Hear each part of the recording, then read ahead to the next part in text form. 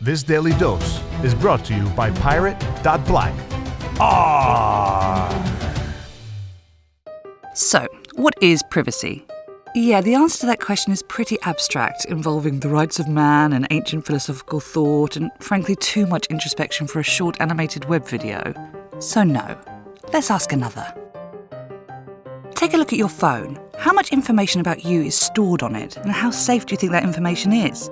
Do you shop online, exchange messages on social media, Google search, and perform general life-simplifying tasks? Of course you do. It's almost impossible to participate in modern life without doing at least some of that stuff.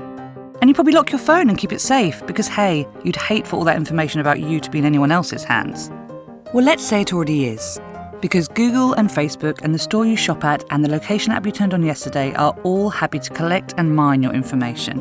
And this isn't just your phone. This is your whole life.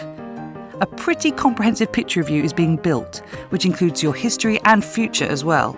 And to be really clear, this isn't just the information you give them knowingly. In fact, you have very little knowledge or control over what information is being emitted. But we've got more. Thanks to new laws, new technologies and certain whistles that have been blown, what we now know is that governments are not just watching terrorists. They're watching all of us.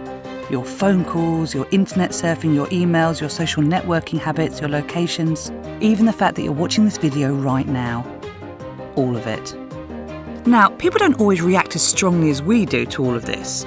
We hear a lot of, they can spy all they like, I've got nothing to hide, and stop being so paranoid. And the question about how much all this will ever really affect you negatively is kind of why we made this series of animations in the first place. So for now, let's go back to the privacy thing. Privacy, and your human right to it, is the barrier that protects you from people doing things to you. It lets you manage boundaries, so you can open up to those you trust and shut out those you don't. It lets you maintain control. This is your right. But in the last 3 decades, very powerful institutions have tried to tamper with it. It's the individual's right to privacy versus the might and money of governments and corporations. Only the fight is in secret, and you don't even know you're taking part.